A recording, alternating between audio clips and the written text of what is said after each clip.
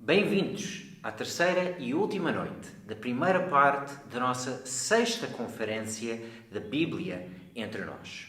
Ao longo das últimas noites, temos abordado o tema Discussões com Deus, com base no livro do profeta Abacuque. E hoje vamos ver a dissolução da discussão, como Deus e o profeta, que têm andado a dialogar, a lamentar, a discutir ao longo destes capítulos, vão resolver o assunto e que muito disto tem a ver com viver pela fé.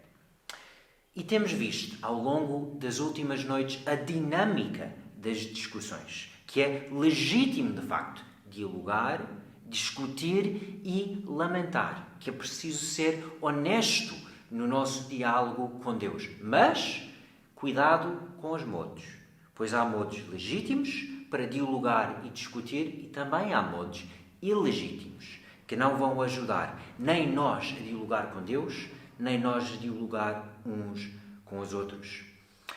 E é preciso admitir, ninguém aguenta uma discussão sem fim. É preciso chegar a bom porto. Nesta vida as tensões são inevitáveis. Não conseguimos evitar a tensão. Mas se nós não sabemos gerir bem esta tensão, é como uma corda que fica entrelaçada, que fica com tensão, fica com uma nó górdio. A lenda do rei que fez um nó tão complexo que a única maneira de desfazer foi cortar. E é este tipo de tensão que nós queremos de todo evitar. E grandes tensões são totalmente insustentáveis. A corda não aguenta estar numa alta tensão durante muito tempo, senão vai partir. E quando a tensão é grande, precisamos de uma solução urgente. E nós vemos isto no grito da alma do profeta no início do livro. Senhor, eu não aguento mais. Até quando é que tu vais ver o que está a acontecer? Que vais ouvir as orações do povo, mas sem fazer nada. Então, vemos que o profeta está numa situação de tensão que necessita de uma solução. E se nós vemos o fim do livro, vamos notar uma postura bem diferente da parte do profeta. Vamos notar uma postura de segurança. E vamos também notar evidência de resolução. Pelo menos uma resolução provisória. Pois no final do livro, as últimas palavras do profeta, ele diz: eu me alegrarei no Senhor.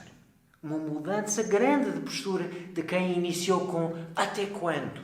Com impaciência. Exultarei no Deus da minha salvação. O Senhor Deus é a minha força. E é interessante, no início, quando o profeta falava na primeira pessoa, foi Deus, porque me fazes ver esta violência. E agora ele fala com Deus, Deus, a minha salvação. Deus, a minha força. De facto, é uma mudança de postura. Depois ele usa uma metáfora de natureza.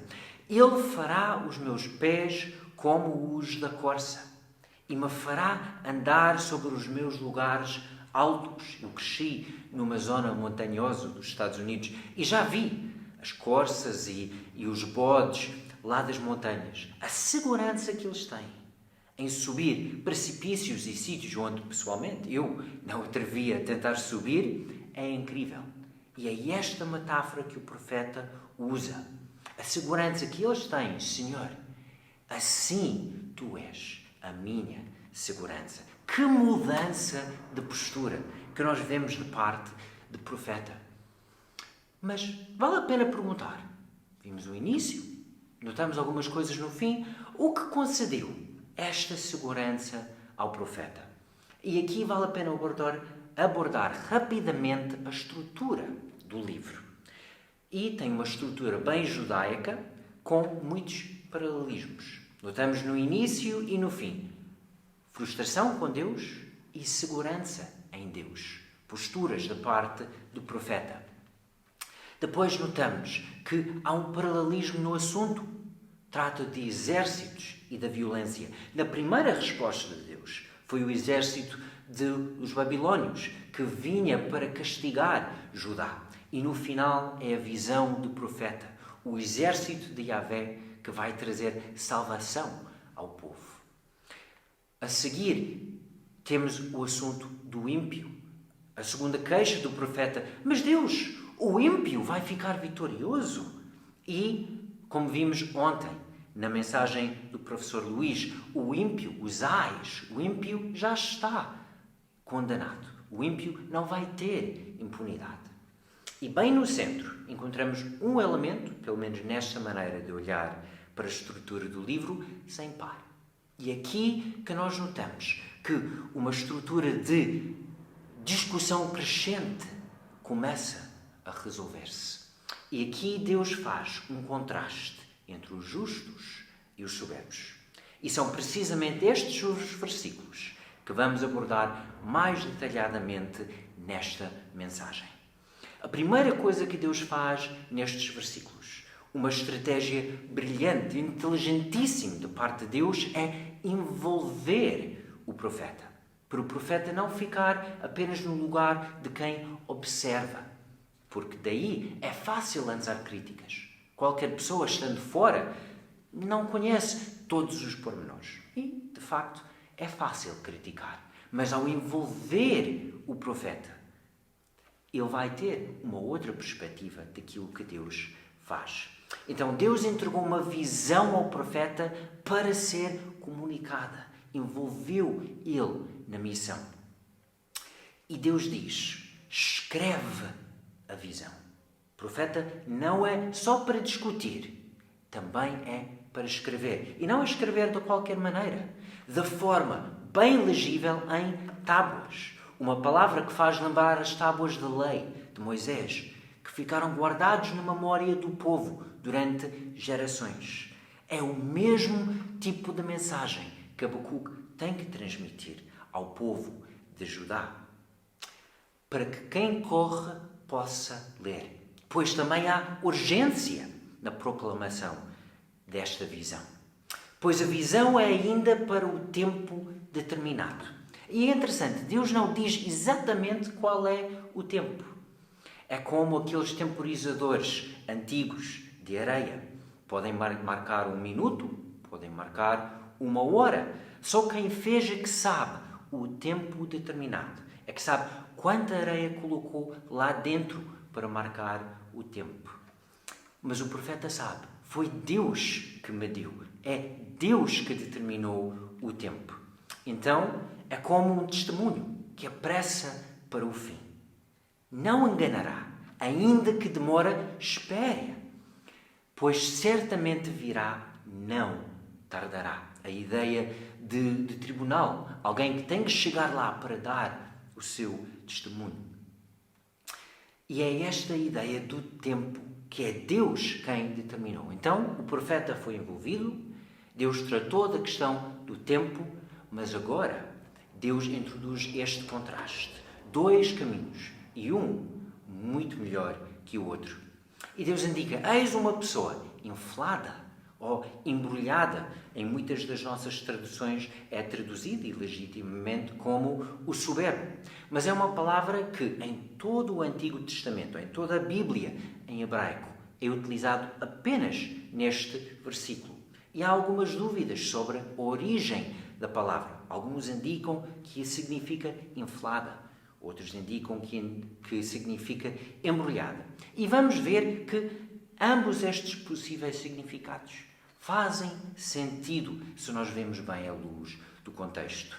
Se é uma pessoa inflada, como Deus falou dos babilônios, é inflada com aparente poder. A pessoa sabe, eu tenho poder, várias outras pessoas não têm, e isto dá-me superioridade.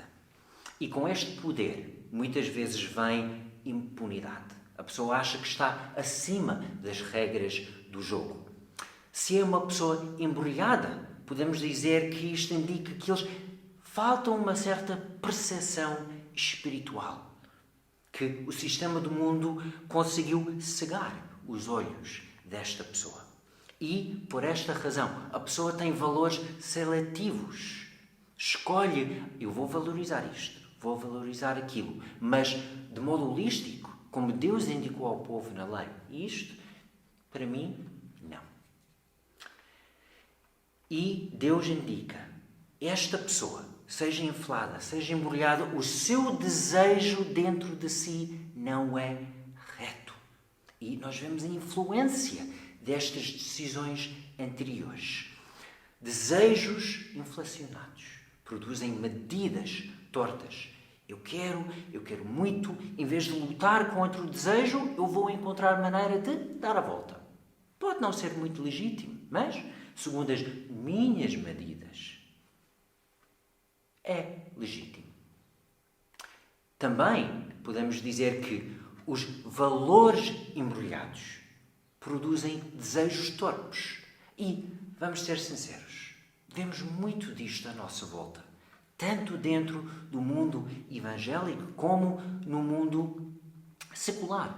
Quantos líderes, pessoas com muito renome, estão a esconder elementos de sua vida? Fotografias, mensagens, casos que eles tentam abafar.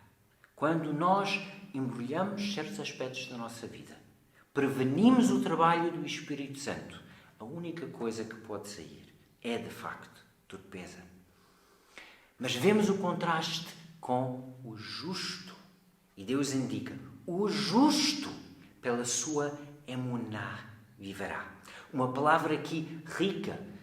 Deixei aqui no PowerPoint a palavra transliterada, pois tem uma riqueza que, em língua portuguesa, pode até resultar em várias traduções legítimas. Pode significar firmeza, pode significar fidelidade. E isto, como é claro, baseado na confiança e na fé. E é por isso que essa fotografia comunica tanto alguém que está a atravessar entre um precipício e o outro numa corda. A pessoa tem que ter confiança que aquela corda aguenta o peso da pessoa. E também tem que ter firmeza.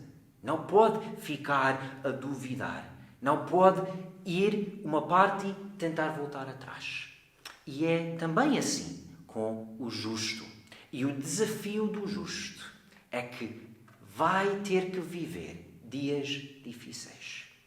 E deve viver estes dias com estas características de firmeza, de confiança e da fé. Porque, se nós notamos bem no contexto, o profeta não podia impedir a violência e o julgamento que já estava em marcha. Deus nunca deu esta opção ao profeta e ao povo. Indicou, já está em marcha, isto vai acontecer. Vai haver dias difíceis. Mas, por outro lado, o profeta não podia ceder ao espírito insuflado, ao espírito embrulhador da época, a injustiça que estava já, como o profeta indicou no início do livro, no meio do povo de Judá. Uma injustiça que também foi vivida pelos babilônios. E o profeta não podia ceder a este espírito da época. Então, restou apenas uma opção: persistir. Persistir na prática de justiça segundo os princípios da palavra. Não abandonar a lei, não abandonar a aliança, não negociar os valores que Deus deu ao povo para ser as bases de sua vivência e persistir nesta vivência.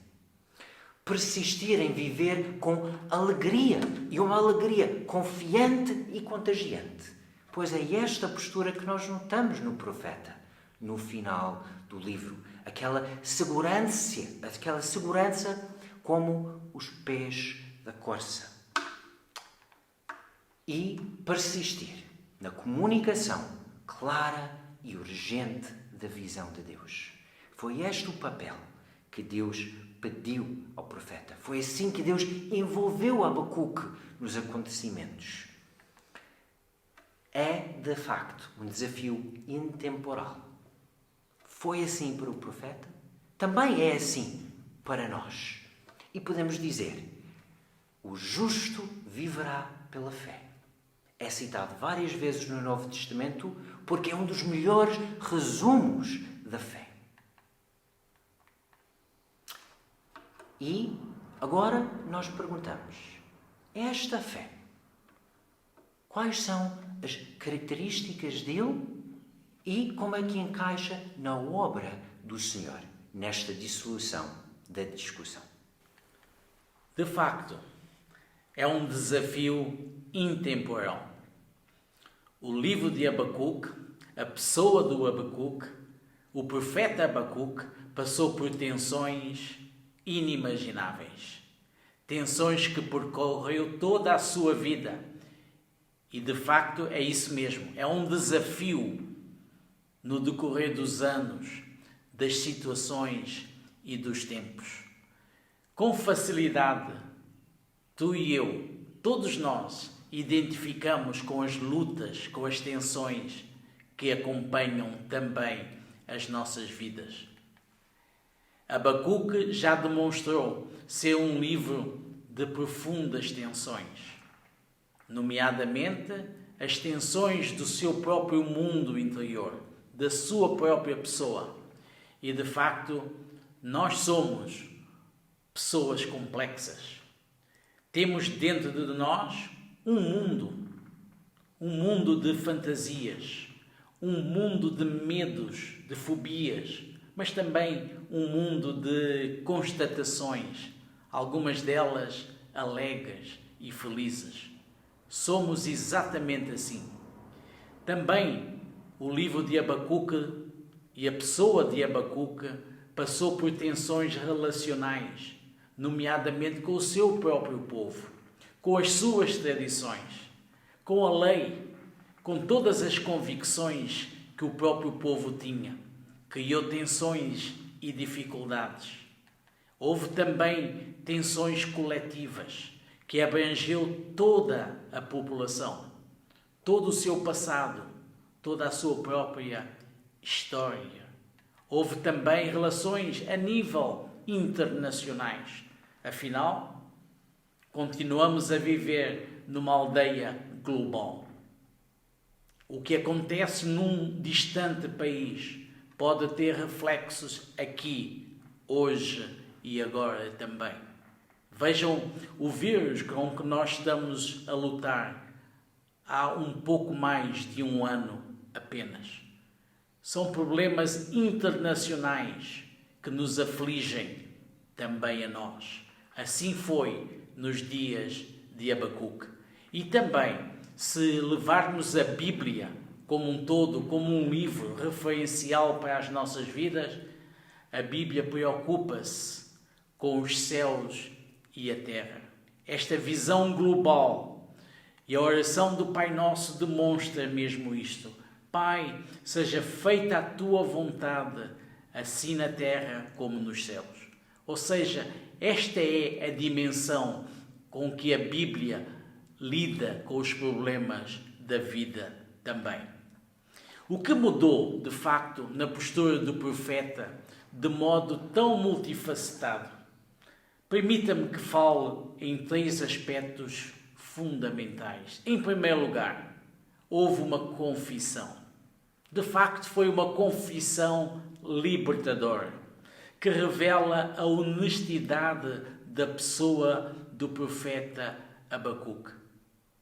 Depois de uma intensa discussão com Deus, houve um momento de pausa. Houve um momento para a confissão, para fazer a sua própria declaração. E nessa confissão começa uma mudança estratégica na pessoa, na vida do próprio profeta Abacuque. Em segundo lugar, houve também uma visão. E esta visão, felizmente, veio do alto.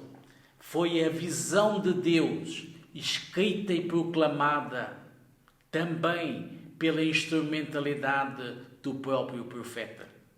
E é nessa visão que começa a marcar um novo rumo, um novo destino, uma nova maneira de ver as coisas. E em terceiro lugar,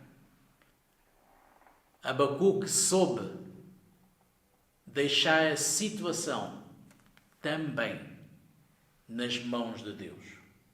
Também significa que não é tudo somente da parte de Deus. Ele é parte ativa neste processo também. É por isso que a situação foi deixada também nas mãos de Deus. E quando Deus está presente de uma forma consciente nas nossas vidas, isto é muito, muito importante. Tensões pedem soluções. Alguém disse o seguinte: para todos os problemas complexos existe uma solução clara, simples e errada. O sociólogo português Boaventura de Sousa Santos afirmou: Portugal é um país inteligível. Tensões multifacetadas pedem soluções fiáveis e confiáveis, tanto para a vida individual como para a vida coletiva. Sim, estamos perante um desafio a vários níveis. E cada nível exige de nós um sentido de responsabilidade, um sentido de convicção e, por que não, de fé. Sob a forma de tensões que, por vezes, leva-nos a alguns desesperos se não tivermos os nossos pés no chão. É verdade, esse desespero pode nos acompanhar ao longo de toda a vida. E, por vezes, perguntamos-nos: porquê? Porquê? Outras vezes, vamos até mais fundo, como foi o próprio profeta Abacuque. Até quando? Até quando? Muitas vezes somos, de facto, impacientes. No livro de Abacuque, nós vimos tantas perguntas feitas e a outras tantas respostas da parte de Deus. Mais perguntas e mais respostas. Chegamos agora ao terceiro capítulo do livro de Abacuque, onde finalmente começam a haver soluções. É exatamente isto, soluções que podem ser introduzidas também nas nossas vidas. Há uma postura que evidencia a resolução.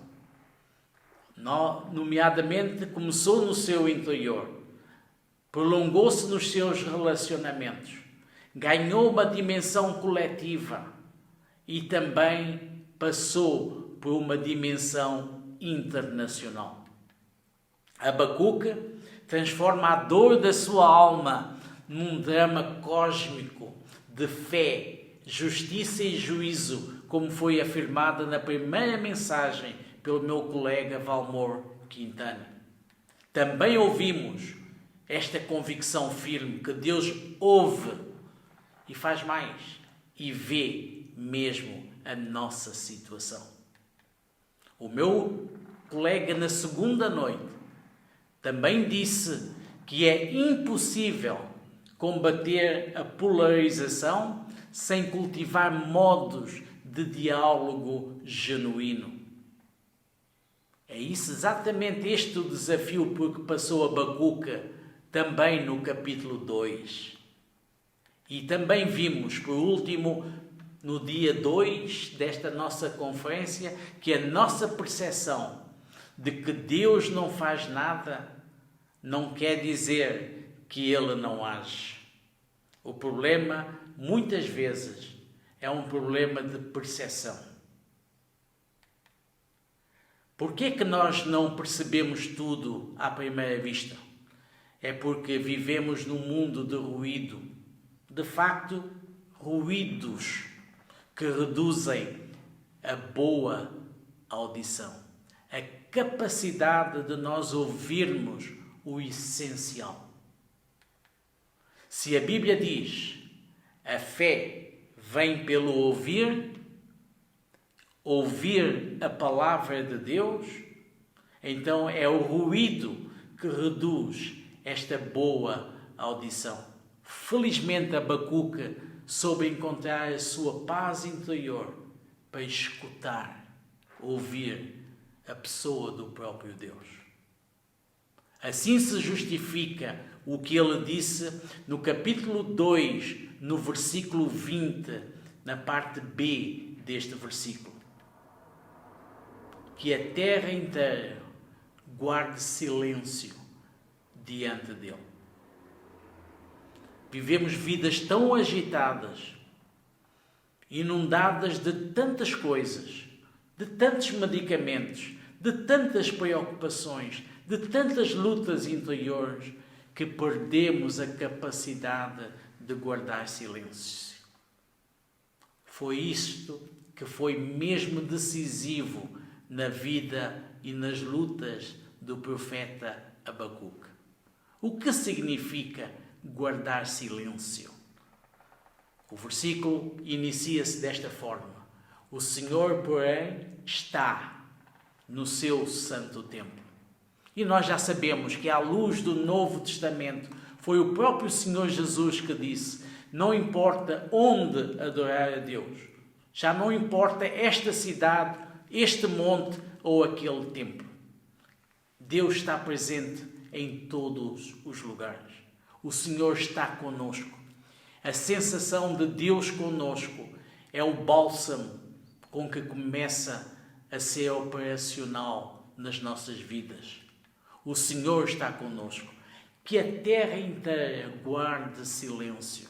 Acalme-se, aquietai-vos e sabei que eu sou Deus, já dizia o salmista. Eis a confissão que surge do profeta Abacuque. No momento certo, ele confessa, ele faz declarações que são importantíssimas para a conclusão desta primeira parte da conferência da ABN 6. E a confissão diz o seguinte: ó Senhor, ouvi falar daquilo que tens feito, e isso encheu-me de respeito para contigo. Vejam a mudança que passou a ocorrer no mais íntimo da vida do profeta. Começou pelo ouvir, e isso encheu de respeito para com a pessoa de Deus. No correr dos anos, ele faz um pedido: restaura a tua obra. O profeta Abacuque sabia que o mundo necessita da restauração. Ele mesmo necessitava desta paz, desta restauração. Eu disse isso exatamente a um amigo.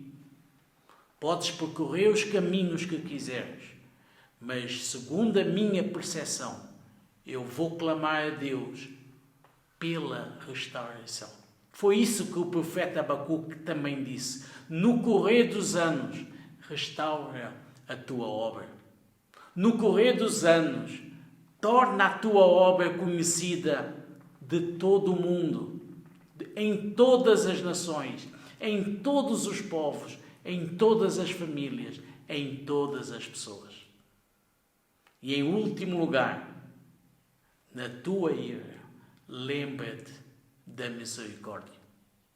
Afinal, nós temos um Deus cheio de compaixão. Um Deus cheio de amor. E em Portugal, há um pouco mais de 500 anos, existe a Santa Casa da Misericórdia. Exatamente para espalhar um pouco mais de alegria, de realização, para abençoar a vida de todos, principalmente daqueles que mais sofrem. Deus está no nosso meio. Abacuque veio demonstrar isto. E nós vamos prosseguir no mês de junho esta conferência ainda no livro de Abacuque. Nos dias 4, 5 e 6 de junho, voltaremos a refletir e vamos aprofundar a aplicação da mensagem de Abacuque para os nossos dias, para a minha vida pessoal, para as igrejas com quem nós convivemos e trabalhamos e servimos, também pensando na dimensão do país em que nós estamos e vivemos. E não esquecer que a palavra de Deus é um bálsamo para todo o mundo, para todas as nações, porque é esta a mensagem de Abacuque, conforme nós temos exposto nestas últimas 2 noites também.